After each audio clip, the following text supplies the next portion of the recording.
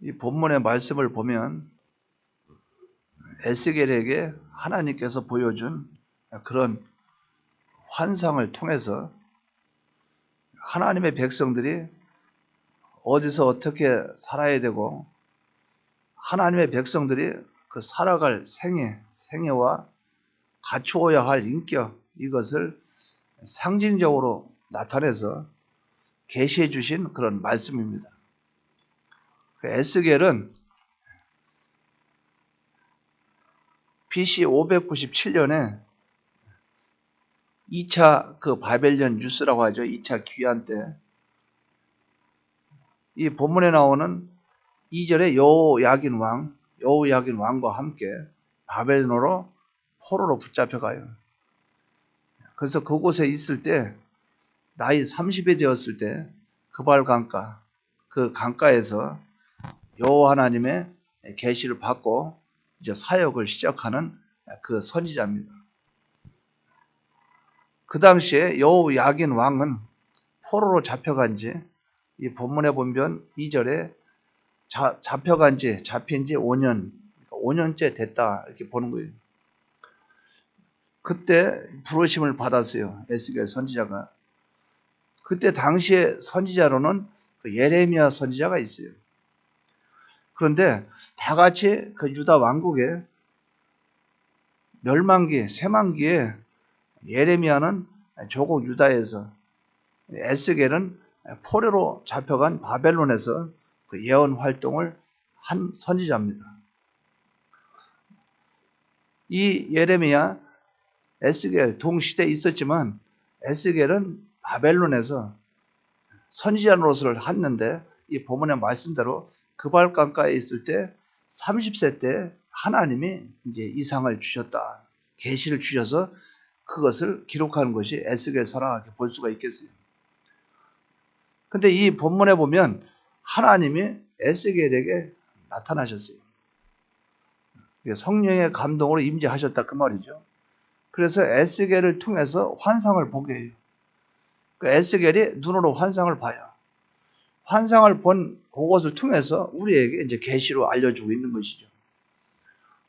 그럼 여기에서 1장의 쭉 내용을 훑어보면 환상을 통해서 나타나는 그런 내용이 성도는 몸을 처수가 어디냐 이것과 또 성도는 관계면과 활동면은 어떻게 해야 되느냐 그런 면하고 또 성도의 인격, 신앙 인격은 어떠해야 되는가 또 성도의 생애는 어떠해야 되는가 이것을 15절까지 쭉 기록을 해놨어요. 그 중에 오늘 오전과 오전에는 성도의 몸을 처소는 어딘가 하는 이 내용을 오전에 증거하고 오후에는 성도들의 관계면과 활동면 이것은 어떻게 해야 되는가 하는 것을 오후에 증거하려고 합니다. 그 다음 주에는 그 뒤에 것을 이어서 증거하려고 해요. 그럼 오늘 오전 내용은 성도의 몸을 처소는 어디냐 하는 거예요. 여기저기 다녀서 김용환 목사님 여기저기 다니면서 하려고 하지 말아요. 이미 주사위는 던져졌어. 말씀만 받아요.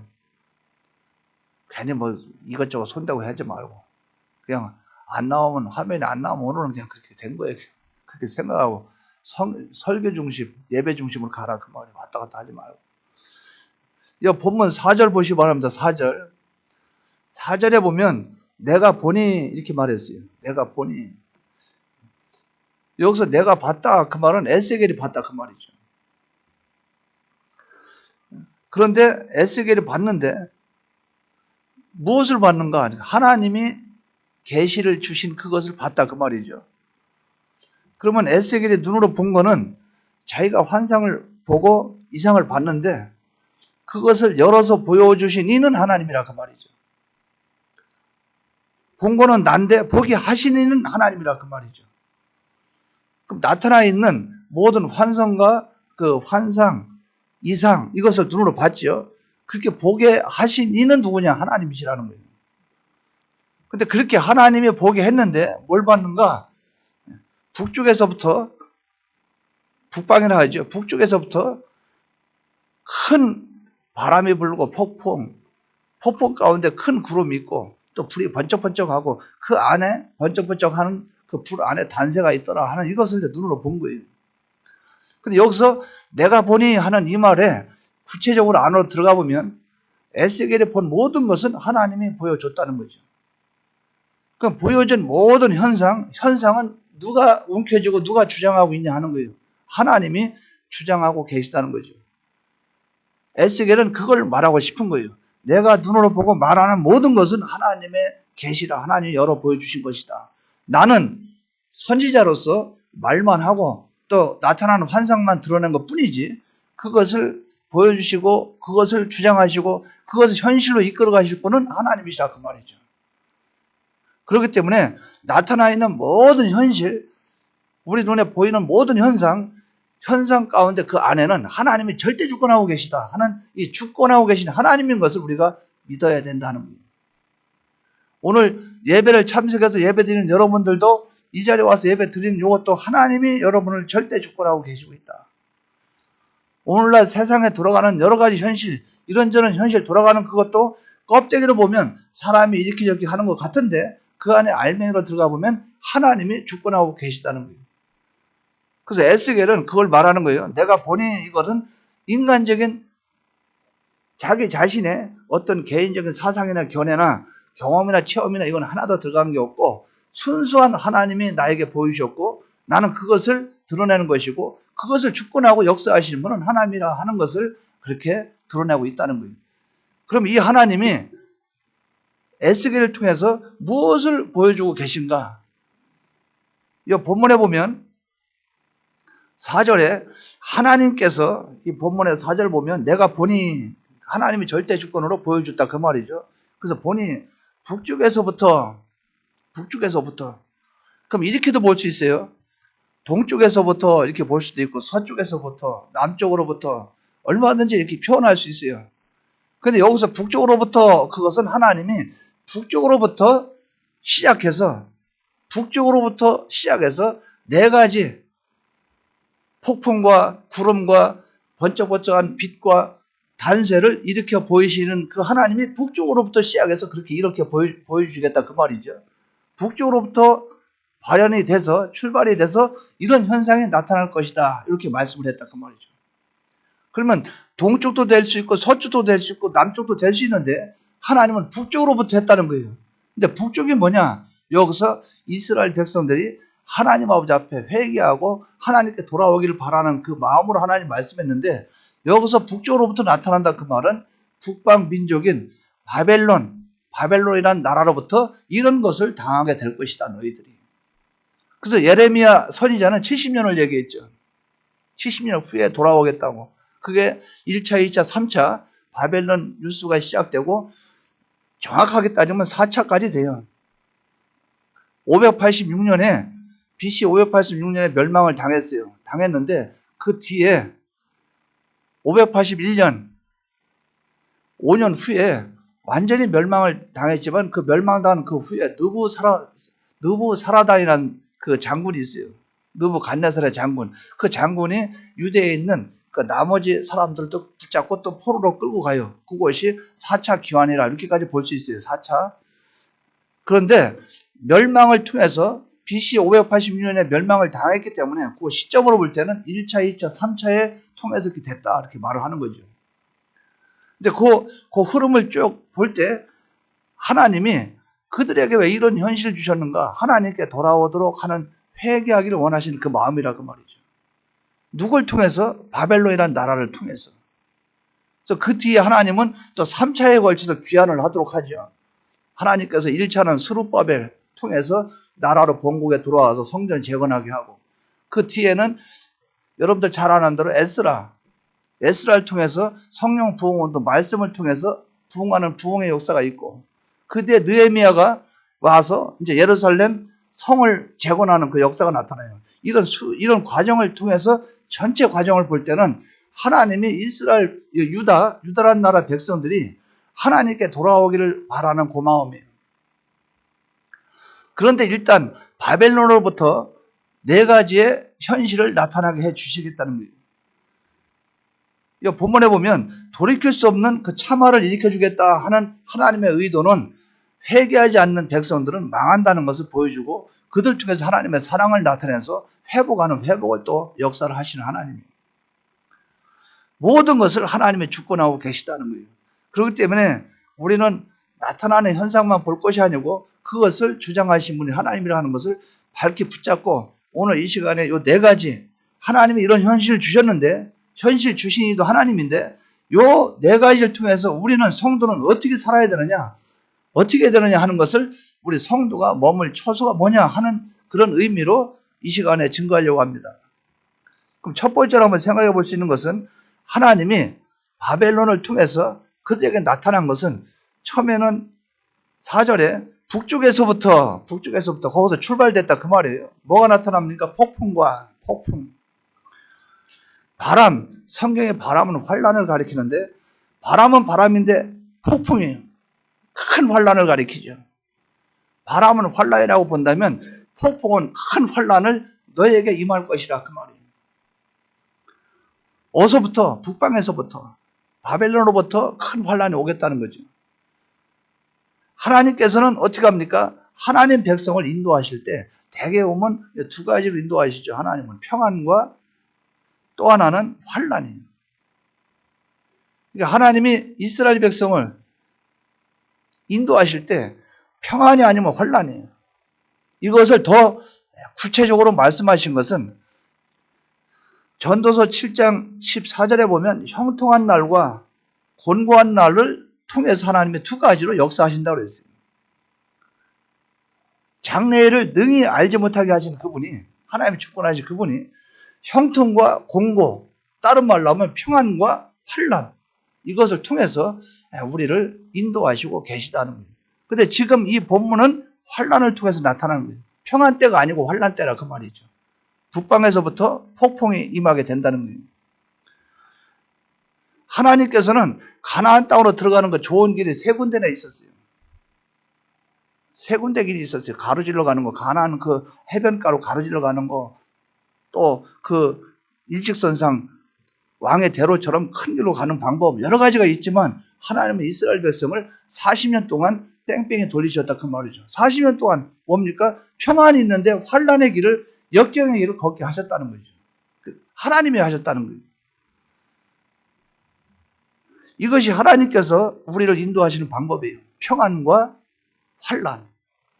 그렇기 때문에 우리 성도는 반드시 환란이 있다는 것을 전제로 두시기 바랍니다. 자, 우리는 언제나 좋은 날만 있습니까? 아니죠. 환란도 있죠. 환란이 있으면 늘 환란만 있어요? 평안도 있다고 합니다. 그런데 예수 믿는 신앙인들은 이 환란은 반드시 있다. 이거는 우리가 전제를 두고 나가야 된다 그 말이죠. 예수 믿는 사람이 환란이 없다. 예수 믿으면 다 행복이고 다 평안이라 그거 아니라는 거죠. 예수 믿는 성도는 어느 누구든 환란은 반드시 있다는 것을 우리가 전제로 두고 나가야 된다는 거예요.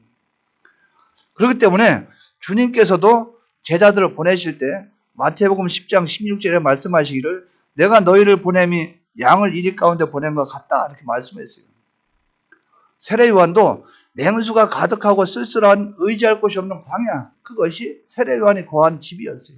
세례요한이 거기서 메뚜기와 석청을 먹고 약대 털옷을 입고 광야에 외롭게 살았어요. 피할 수 없는 그럴 때가 있다 그 말이에요. 이사야 선지자는 이사야서 2장 10절에 너희는 바위 틈에 들어가며 진토에 숨어 여호와의 위엄과 그 당대하심의 영광을 피하라 이렇게 말씀을 했어요. 바위 틈과 진토 속이 뭡니까? 고통스러워요. 고통이라 그 말이죠. 바위와 진토가 뭐 이렇게 행복하겠어요? 고통 속이죠. 여기가 성도가 머물 위치요. 성도의 은신처요. 피난처라. 살처소라 이렇게 말씀을 한 거예요. 성도는 환란을 피하고 살 수는 없다. 그것이 내 처소가 된다는 거예요. 내가 머물 처소가 된다는 거예요. 이럴 때가 있는 것을 우리가 바로 기억을 하시기 바랍니다.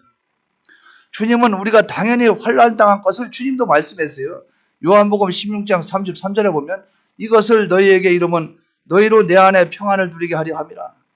세상에서는 너희가 환난을 당하나 담대하라. 내가 세상을 이겼노라. 제가 세상을 이겼노라. 환난은 당하지만 나는 세상을 이겼다는 거죠. 즉 주님도 당한 환난인데 너희도 환난이 있다는 거예요. 바울은 우리가 하나님의 나라에 들어가려면 환난을 겪어야 된다고 말을 했어요. 사도행전 14장 22절에 제자들의 마음을 굳게 하여 이 믿음에 거하라 권하고, 또 우리가 하나님 나라에 들어가려면 많은 환난을 겪어야 할 것이라. 하나님 나라에 들어가려면 환난을 겪어야 된다. 바울이 제자들에게 고백을 했다고 말이죠. 본인도 그렇게 살았고. 그렇기 때문에 바울은 로마서 12장 12절에 말합니다. 소망 중에 즐거워하라. 왜? 환난이 있기 때문에 소망을 가지고 즐거워하라.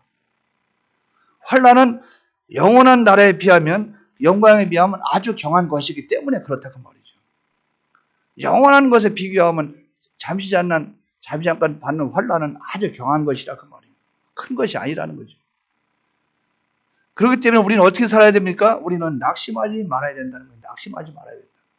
그러므로 너희에게 구하노니 너희를 위한 나의 여러 환난에 대하여 낙심치 말라. 소망 중에 영광을 바라보고 낙심하지 말고 나가라는 거예요. 환난을 당하는 우리에게. 환난은 한마디로 안식에 들어가는 길이기 때문에 낙심하지 말라. 안식. 데살로니가 후서 1장 7절에 보면 환난 받는 너희에게는 우리와 함께 안식으로 갚으시는 것이 하나님의 공이시니, 환난 당하는 자들에게 잘 통과하면 안식으로 들어간다는 거예요. 하나님이 그것이 하나님의 공이라 말씀을 하신 거예요. 그렇기 때문에 우리의 거할 처소는 폭풍이 있는 곳이라. 자, 유다 민족, 지금 북방 바벨론을 통해서 유대를 하나님이 환난을 주셨죠. 유대에게 어려움을 주셨죠. 근데 거기서 유대 민족이 그걸 피할 수 있어요, 없어요? 그것이 자기 처소라 그 말이죠. 한마디로 우리 성도의 몸을 처소는 환난 가운데 하나님이 두시면 그것이 내 처소라 그 말이죠. 그렇기 때문에 피하려고 하지 말고, 편하게 살려고 하지 말고, 우리가 일을 만들어 환난을 당할 필요는 없어요. 우리가 뭐 이것저것 일을 만들어서 어려움을 만들 필요는 없어요. 그러나 하나님이 우리에게 환난을 주시면, 아, 하나님이 나에게 이걸 주셨구나. 이것이 나에게 주신 지금 현실이구나. 이 처소에서 나는 하나님 앞에 내가 할 일만 하고 감사하고 하나님 말씀에 순종하는 이런 삶은 된다는 거예요. 구원을 이룰 수 있는 그런 때이기 때문에 우리는 감사하는 것으로 나가면 돼요. 환난을 이겨야 된다 그 말이죠. 담대한 마음으로 주님이 걸어온 그 길을 믿음으로 담대하게 승리해서 하나님께 감사함으로 우리는 이것을 극복해 나가야 된다는 거예요. 바로 이것이 성도의 거할 처소라 하는 겁니다. 여러분들이 거할 처소는 평안도 있지만 하나님의 환난을 주시니까 여러분들의 환난은 여러분의 처소입니까? 아닙니까? 여러분들 거할 처소예요. 여러분들 이걸 피해야 돼요? 아니면 거기서 하나님께 감사하면서 그 환난을 극복을 해야 돼요? 극복해야 돼요. 이게 성도의 머물 처소라 하는 거예요. 이것을 먼저 바로 깨닫기 바랍니다.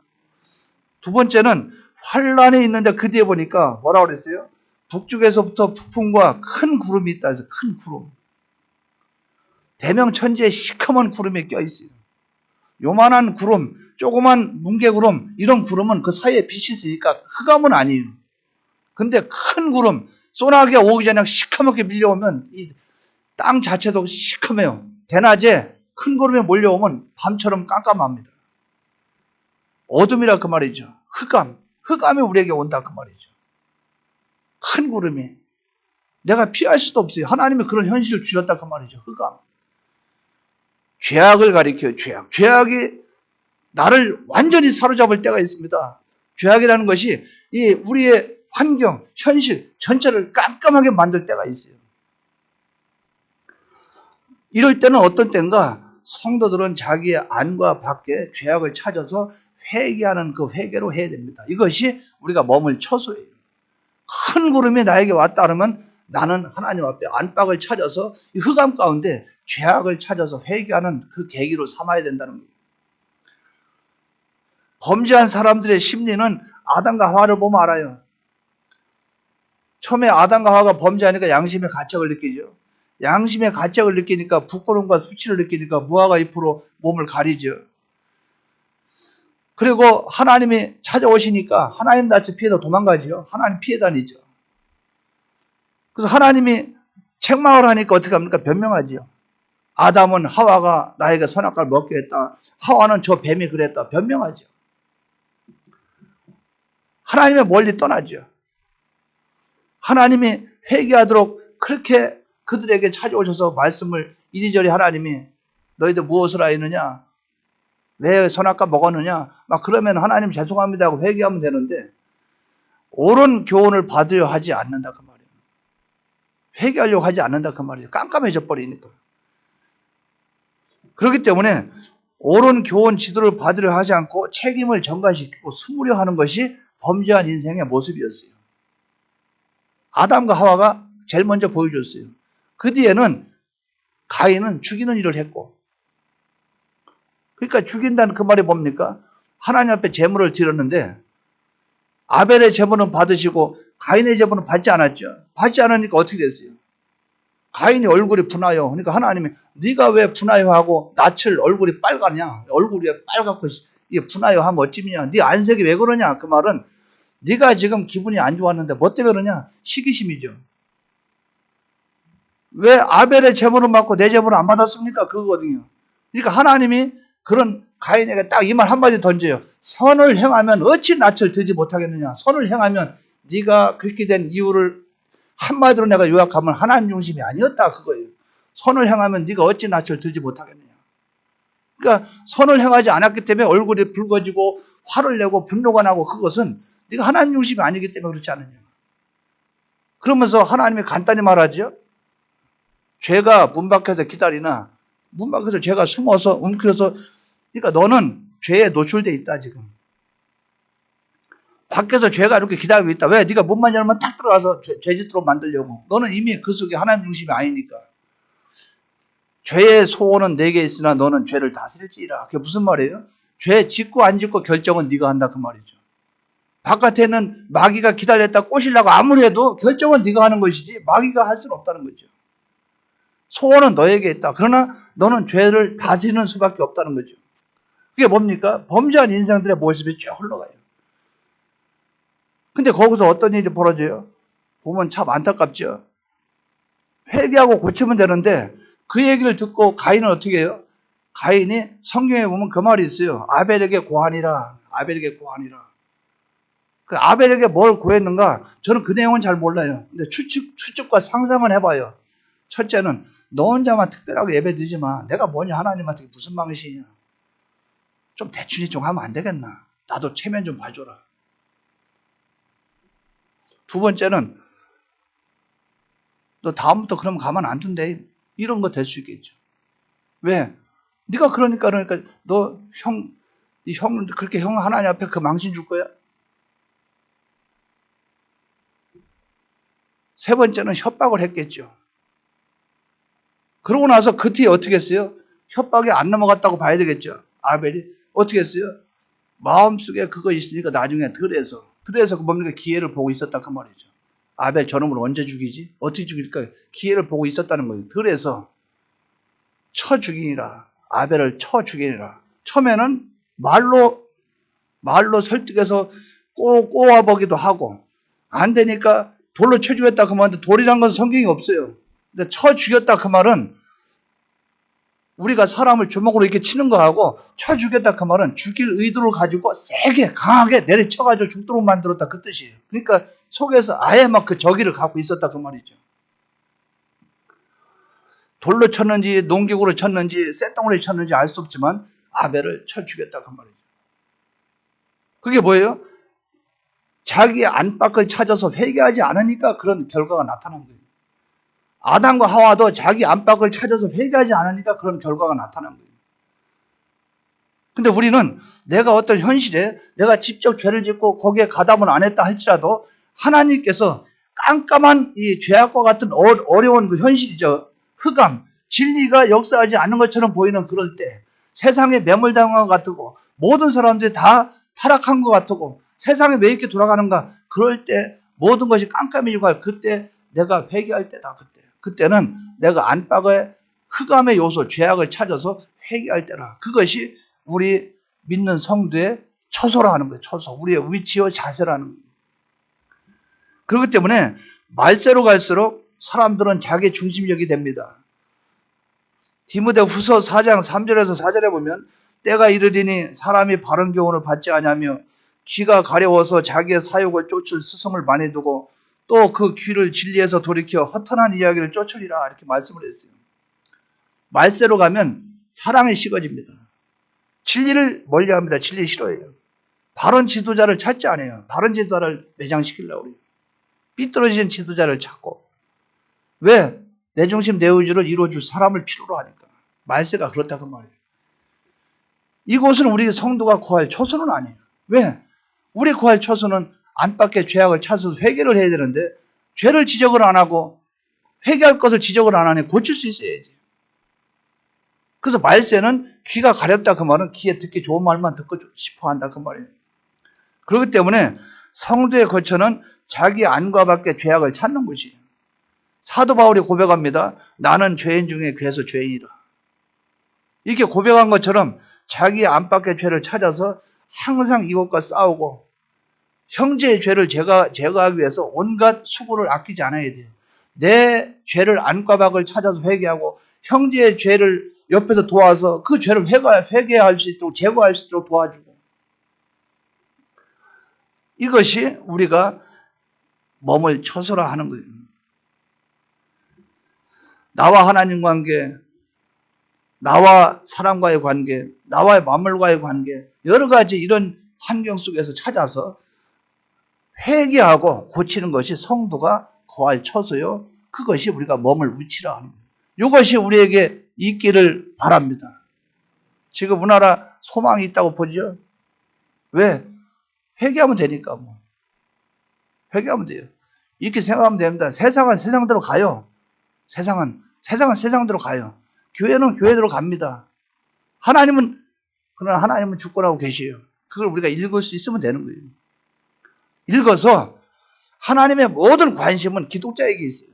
정치인들이 똑바로 해야 되는데, 이번에 그렇게 하면 안 되는데, 그것은 정치인들에 대한 말이지.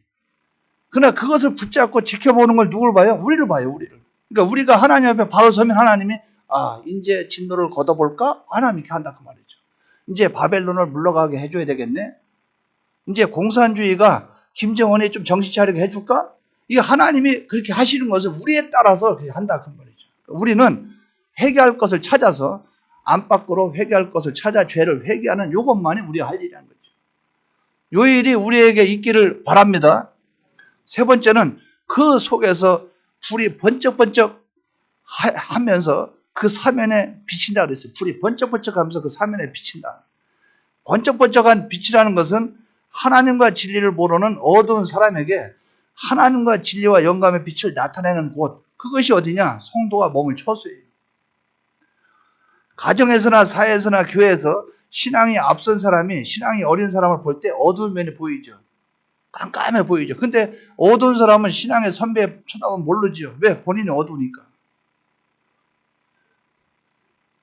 예수님보다는 사도 바울이 어둡고 바울보다는 우리가 어두운 것처럼 자기보다 신앙의 뒤에 있는 어린 사람들에게 자기의 빛을 비춰줘야 되고, 신앙이 어린 사람은 자기보다 신앙이 앞선 사람의 빛을 자기에게 밝히 비춰줄 때 그 빛을 따라가는 것, 이것이 성도의 거할 처소여 몸을 묻히라 말이죠. 요거예요. 신앙 선배는 후배에게 신앙의 길을 제시해주고 옳은 행동을 통해서 그들에게 바른 교훈을 가르쳐주고, 후배는 빛을 통해서 그 바른 교훈을 받아서 그 길로 가려고 애를 쓰고, 이것이 우리 믿는 성도의 몸을 처소여 장소라 하는 거예요. 등을 말 아래 두지 않고 등경 위에 두는 것처럼 사람의 옳은 행실은 드러나게 되어 있고 많은 사람이 그것을 보고 옳은 길을 찾아가게 되는 거예요.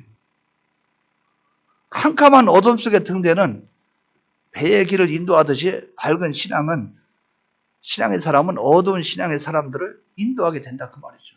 그런데 여기서 중요한 게 있어요. 불이 번쩍번쩍. 자, 이게 등이에요, 등. 등이면 불이 켜졌다 꺼졌다면 켜지면 밝지요. 꺼지면 어떻게 해요? 어둡죠. 켜지면 밝죠. 꺼지면 어둡죠. 그러니까 우리가 사람과 사람을 상대할 때도 바른 말, 옳은 말, 그 바른 교훈을 했는데 번쩍하고 딱 꺼졌어요. 그러면 깜깜한 상태에서 아무리 교훈을 주고 아무리 이것이 옳다 그러다 아무리 얘기해도 그거 이해를 못한다 그 말이죠. 그러니까 언제를 기다려야 돼요? 번쩍할 때 그때 기다려야 된다 그 말이죠. 그러니까 후배들에게도 너희 그러면 안 된다 하는데 이 불이 아직 안 켜졌어. 번쩍하지 않아. 근데 내가 지도를 했어. 아유 쟤는 무슨 말만 하면 이렇게 말을 못 알아들어. 근데 계속 인내심을 가지고 계속 지도하면 나중에 번쩍할 때가 온다 그 말이죠. 아 이게 그 뜻이구나 그럴 때가 온다 그 말이에요. 그러면 바른 길로 가게 돼 있어요. 그렇기 때문에 우리는 이것이 성도의 몸을 처소라 그 말이죠. 인내심을 가지고 시간적인 여유를 가지고 제가 성경을 그 예를 하나 든다면 열왕기하 4장 2장 그 금요일날 말씀 증거한 것이 열왕기하 2장이죠. 1절부터 했는가? 그 저 여리고성에 그 물 근원을 찾아서 맑게 하는 거. 그 뒤에 보면 암꿈이 나와서 어린아이 42명 찢어 죽이는 장면이 나와요. 그 엘리사가 나오는데 그 어린아이들이 나와서 대머리야 이러니까 우리 교회로 말하면 소윤이 예빈이 이런 애들이 대머리야 이렇게 말하는 게 아니고 그래도 시건이 있는 사람 15세 14세 뭐 이런 아이들을 그렇게 표현했다고 봐요. 원어적으로 보면 그래요. 아무것도 모르는 애들이 대머리야 그게 아니라 그 말이에요. 근데 엘리사가 딱 오는데 대머리야 올라가라 그게 뭐 대머리 올라가라 너도 엘리야처럼 승천해봐라 한번 보여봐 네가 선지자야 한번 보여봐 올라가라 죽어봐 그런데 거기서 엘리사가 저주를 했어요. 아니 거기서 사랑을 갖고 끌어안고 얘들아 그러면 안 된다 그래야 되지 저주를 했어요. 근데 암꿈이 와가지고 42명을 찢어서 죽였어요. 그리고 싹 사라졌어요. 우리가 잘못 해석하면 오해를 할 수 있는 부분이에요. 근데 거기서 우리가 바로 깨달아야 될 부분은 베델이 어딥니까? 베델이 여로보암이 금송아지 만들고 우상 섬겼던 곳이에요. 엘리야가 우상과 싸워서 완전히 전멸시켰죠. 근데 그곳은 어떤 곳이에요? 베델에 선지자가 있는 곳이에요. 선지자. 우상 숭배하고 금송아지 만들어 놓고 걷다 송아지 만들어 놓고 예루살렘 못 가게 하고 거기서 이게 하나님이라고 섬겼던 그들이에요. 그 지역이. 그런데 그 애들이 얼마나 그 부모한테 삐뚤어지고 못된 거 배웠으면은 선지자에게 대머리 막 놀린다 그 말이죠. 올라가라. 왜? 엘리사는 영감의 갑절을 받고 와서 지금 하나님의 일을 하려고 하는데 그러고 있다 그 말이죠. 그래서 거기서 엘리사가 저주한 것은 하나님의 심정으로 저주했고 하나님은 그들을 찢어서 죽였다는데 그걸 죽인 것이 옳다 그러다 그런 걸 논하는 거에 아니고 하나님의 의도를 우리가 바로 파악해야 돼요. 성경에는 파악해보면 거기서 하나님이 우리에게 주는 교훈은 선배들이 후배들에게 보인 모습이 그것밖에 안 보였다 그 말이죠. 그러니까 선배들이 보이는 게 맨날 그런 것만 보여주니까 밑에 있는 애들까지도 대머리 이거 이렇게 만들어놨다 그 말이에요. 우상숭배하면서 하나님 두려워하지 않고 하나님의 종을 두려워하지 않고 이것을 그렇게 만들어놓으니까 애들까지도 대머리야 올라가라. 그것은 하나님의 그 시대의 상황을 하나님의 분노하신 것으로 본다 그 말이에요. 그러니까 뭡니까? 번쩍번쩍하는 그 초소에 머문 게 아니죠. 신앙의 선배들은 하나님 앞에 우상숭배하지 아니하고 하나님을 기뻐하고 이 길을 걸어가는 것을 자꾸 보여주면 그 밑에 후손들이 아이고 우리도 저렇게 믿어야지 하는데 그렇게 안 해놓으니까 보고 배운 게 그거니까 머릿속에 나오는 것도 그거고 말도 그거고 그런 일이 나타나게 된다는 거예요. 그래서 우리 성도는 불이 번쩍번쩍하는 거기서 진리와 영감, 깨달음 이것이 딱 와서 그것대로 그대로 실행에 옮겨서 다른 사람이 그걸 보고 변화받도록 또 나는 앞서가고 후배들에게는 그렇게 하되 불이 번쩍번쩍하는 것이 하나님의 영감이 한번 영감이 떠오르면 계속 떠오르는 것이 아니고 번쩍번쩍 하듯이 우리가 후배들이나 신앙이 어린 사람들에게 그럴 때를 기다리면서 묵묵히 빛을 반짝반짝 해주면 언젠가는 상대방도 깨닫게 된다. 이걸 우리가 바로 알고 나가시기 바랍니다. 사도 바울이 사람 죽이러 다녔지요. 바리새파 속했을 때. 근데 언제 번쩍번쩍한 것이 나타났습니까? 사도 바울이 스데반에 죽을 때는 옷을 들고 있던 사람이에요. 깜깜한 암흑 속에 있었어요. 근데 언제 번쩍했습니까? 담에서 도상에서 예수님 만나니까 번쩍할 때가 오니까 주여 완전히 사람이 바뀌었다 그 말이에요. 우리는 언제 사람이 바뀔지 몰라요.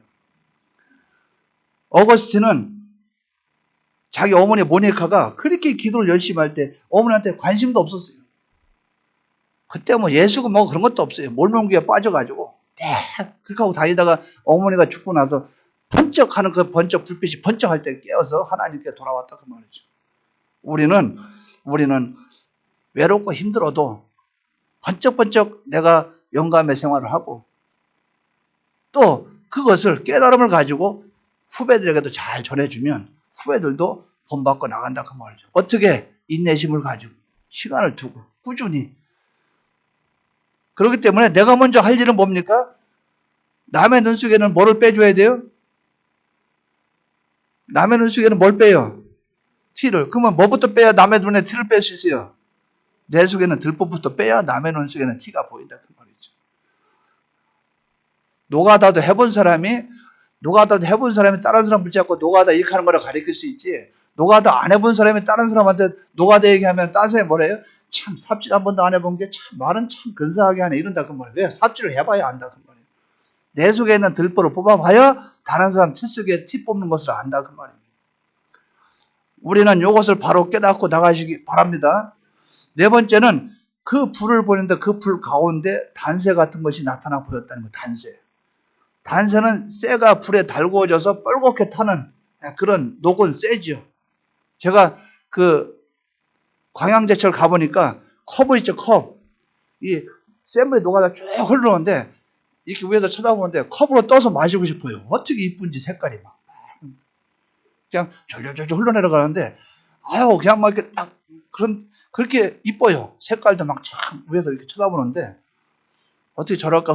시냇물 흐르는 것처럼 졸졸졸 흐르더라고요. 그저 붉은 쇳물이.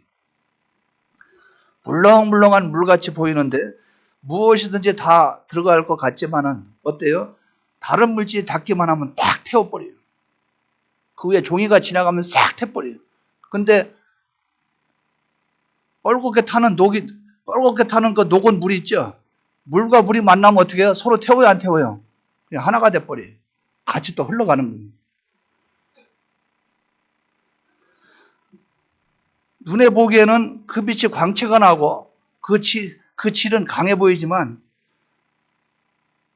그 안에 내면적인 부드럽고 물렁물렁한 것 같이 보이지만 그렇게 눈을 볼 때 그렇지만 거기에 무엇인가 거기에 의롭지 않고 불의와 죄악에 속한 그런 것이 닿기만 하면 막 태워버리듯이 우리는 겉은 물렁물렁해도 우리의 안에는 강해야 된다 그 말이죠. 사람이 겉으로 보면 툭툭 치면 막 한 방에 넘어지고 막 그런 것 같죠. 그런데 그 사람 안은 강한 게 있어요. 신앙의 지조가 있고 신앙의 그 마치 불덩어리처럼 죄가 들어오면 막 태워버리고 의가 들어오면 딱 의랑 하나 되고 이런 사람이 돼야 된다 그 말이에요. 이게 우리가 성도가 머물 처소예요. 죄는 용납하지 않고 의는 하나가 되고 죄와는 타협하지 않고 의와는 하나가 되고 외유내강 바깥은 부드러운데 안에는 강한 거. 이것이 우리 성도가 취해야 될 모습이요 우리의 성도의 처소가 된다 그 말이죠. 그렇기 때문에 불신자들이 우리를 막 이리저리 놀리고 하죠. 그런데 여러분 사랑한다고 저 사람들 잘해줘야 나중에 구원 얻을 때 하나님 품으로 와. 그렇지 않은 거예요. 불신자들은 죽을 때까지 예수 믿는 사람 핍박하고 그게 사명입니다. 사명. 그 속에 예수님이 안 들어가는 한 예수를 좋다 말하지를 않아요. 그렇다고 우리가 싸우라는 게 아니에요. 세상법이 있잖아요. 세상법. 세상법에 적용이 안 되면 우리도 말할 수 있는 거예요. 만약에 우리 차 있죠. 차를 갖다 긁어놓고 갔어요. 그러면 저 사람이 나중에 예수 믿을지 모르니까 괜찮아요. 뭐 차 요만큼 살짝 긁은 거 괜찮은데 팍 들이받고 갔어. 한 몇백만 원 들어가야 돼. 괜찮아요. 주여 아버지여 저를 용서하소서. 그게 아니라 그 말이죠. 그럴 때는 이 변상을 해줘야 됩니다. 내가 이 300만 원은 다 받지 못해도 그 정비공장 가면 뭐 200만 원이면 수리가 안 되겠어요. 그럼 거기에 피해 보상은 안 받겠어요. 그냥 이 차만 그냥 뚝딱거려서 고쳐주세요. 이 정도는 말을 해야 될 거 아니에요. 근데 우리는 하나님이 그건 아니라 그 말이죠. 우리는 언제나 물러 빠진 게 그게 좋은 건 아닙니다. 원칙이 있어야 되고 도덕이 있고 윤리가 있어야 된다 그 말입니다. 우리 믿는 성도는 속에 강한 신앙의 지조가 있어야 됩니다. 신앙. 말씀 안에 붙잡혀 있고 하나님과 관계가 바로 돼야 됩니다. 이것이 우리에게 있기를 바랍니다. 그래서 이 에스겔은 환상을 통해서 하나님이 우리에게 하시는 말씀을 그것 통해서 우리에게 4가지를 제시를 한 거예요. 혹풍, 환란을 두려워하지 말고 환란이 우리의 처소다. 큰 구름, 그 어둡고 깜깜할 때 우리는 두려워하지 말라. 죄악이 가득 차 있는 그곳에 우리가 안과 밖으로 회개하는 것이 우리 할 일이다. 번쩍번쩍하는 거 성령의 감화감동, 나에게 깨달음, 그거 붙잡고 나가면서 나는 그대로 나가면서 후배들에게 바른 교훈을 주고 바른 깨달음 주고 참고 견디고 나가면 그들도 변화될 일이 있다. 뿐만 아니라 단새와 같이 너는 껍데기는 물렁물렁한 온유한 사람 되려고 노력을 하고 부드러운 사람 되려고 노력하고 안에는 강한 신앙의 지지와 말씀과 진리 안에 붙잡히는 그것이 돼서 나가는 것이 성도가 취할 그런 처소라. 그것을 하나님이 환상 가운데 우리에게 보여주고 계시다는 거예요. 여러분, 요 4가지 처소에서 우리는 떠나야 돼요? 그 자리에 있어야 돼요? 그 자리에 있어야 돼요. 그 자리에서 요 4가지를 요구하시는 하나님 뜻을 따라 여러분들은 환난 가운데 고통과 아픔이 있을 때는 어떻게 합니까? 그 담대하게 참고 견디고 하나님께 감사하면서 나가고 또 흑암 가운데는 내가 죄에 물들지 않으면서 내 죄를 회개하고 하나님의 진리와 영감으로 성령의 감도를 깨닫게 할 때는 그대로 나가고 또 후배들에게 본보기가 되고 내가 그 자리에 있도록 힘쓰고 나아가서 단새와 같이 나는 물렁물렁해서 정말 남들이 보면 저 사람은 속이 있는 점인지 그래도 말씀과 부딪힐 때는 양보하지 않는다. 이런 강한 그런 내구성이 강한 껍데기는 부드럽고 그래서 이런 4가지 처소에서 머무는 저와 여러분 되시기를 주님의 이름으로 축원합니다. 다 같이 통성으로 기도드리겠습니다.